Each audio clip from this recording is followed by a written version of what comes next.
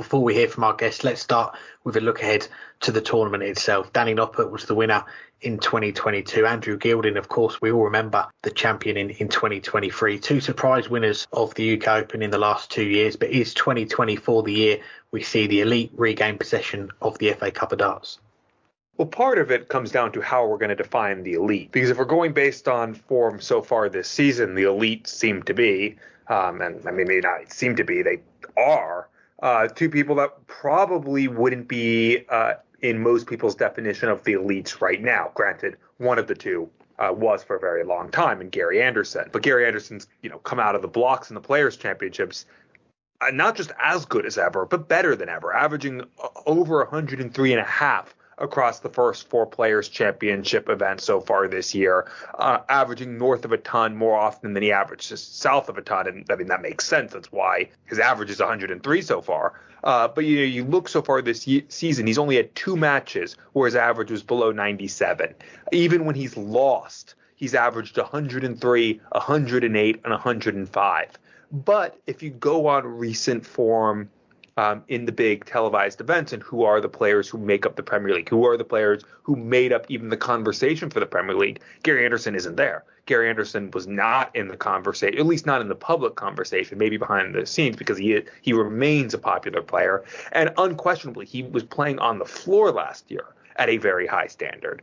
But he wasn't in the public conversation for the Premier League. And his performances on television last year merited the fact that he wasn't in that conversation. So you can't really say he's right now at the elite. But in terms of performances, he absolutely is among the elite. So too is Ryan Searle, who so far this year has only not made the final of one of the 4 Players' Championship events. And kind of like Gary Anderson, it wasn't that he, played poorly. He averaged 109 against Brendan Dolan in that match.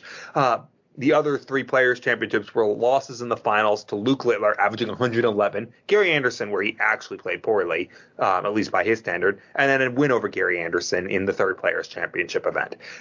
Ryan Searle so far this year has been among the elite of the sport, even though we wouldn't necessarily call him. So, if either of them win, is that the trophy returning to the elite? I think you could make a very strong argument that it is, at least on current form.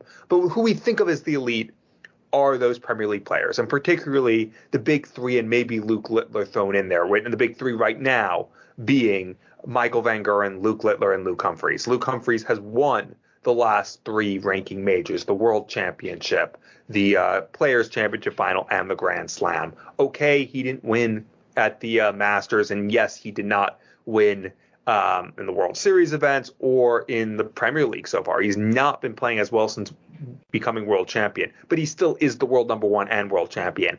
And like players before him, he's learning how to be world number 1, learning how to be world champion, learning how to be the face of world darts. Although maybe Luke Littler is in fact the face of world darts right now, despite having lost the world final. But it'll come for Luke Humphries, and very well it might come right now.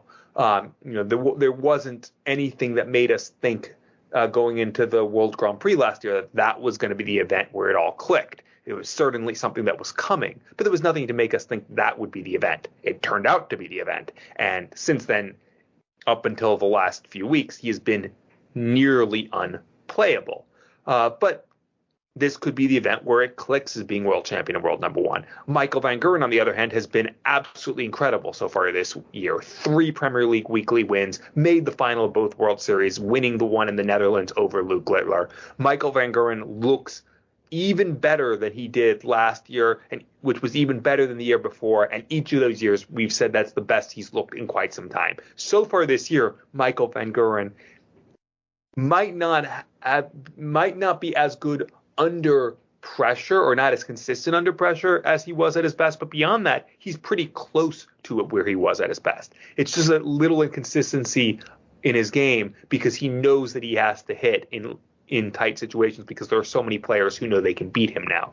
But beyond that, he's pretty darn close. And Luke Littler, he's been inconsistent so far this year as he gets used to this, but at his best, he's won 2 titles already. He's made another final.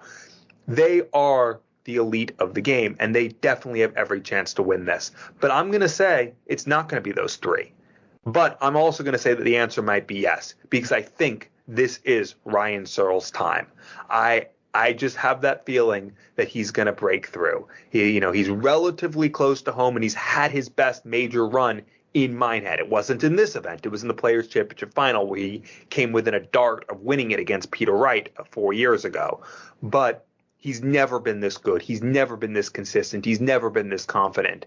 And he's never been this close to everyone realizing that he's one of the elites in World Darts. So I'm going to say the answer is yes, but it's not because it's one of the elite that everyone else is saying. It's one of the people who so far this year has been the elite, and that is Ryan Searle.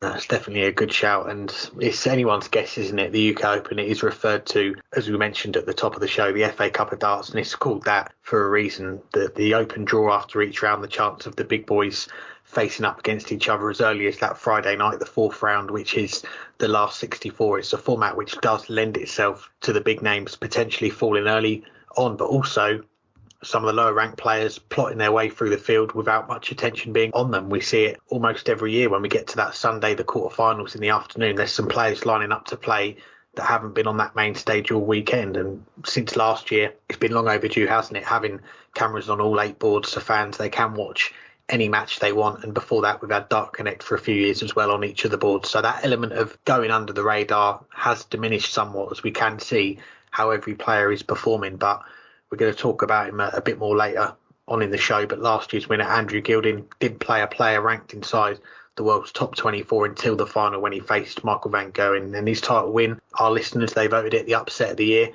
Goldfinger, he was one of the most surprising major winners we've ever seen in the PDC. And to beat Michael van Gerwen in a deciding leg in the final, surviving that match start as well, it was a magical moment. And we could well see that again this weekend. But for me, I do get the feeling that he's going to be one of those bigger names. I called it the elite, but you mentioned Ryan Searle, Gary Anderson. I'd throw those two names into the mix there as well. I think he's going to be one of those pool of players that is going to get their hands on the title this time round. And it could be a player in the top 8, the top 10. It could, if we're going off the Premier League lineup, you throw Luke Littler in the mix as well. And it just shows you the rise that he's had in the game. 12 months ago, he was playing in the UK Open. He had the Red Riley's polo shirt on. He was one of the Riley's qualifiers. He won, just had a look back, he won the qualifier in Chiltern of all places, the same Riley's that I made an appearance at this year. So it's a good job that he couldn't play in the qualifier this year. But yeah, he won that qualifier, picked up 3 wins on that Friday afternoon, narrowly lost out in the 4th round, and 12 months on, returns to the UK Open, the 6-1 joint favourite alongside Michael van Gerwen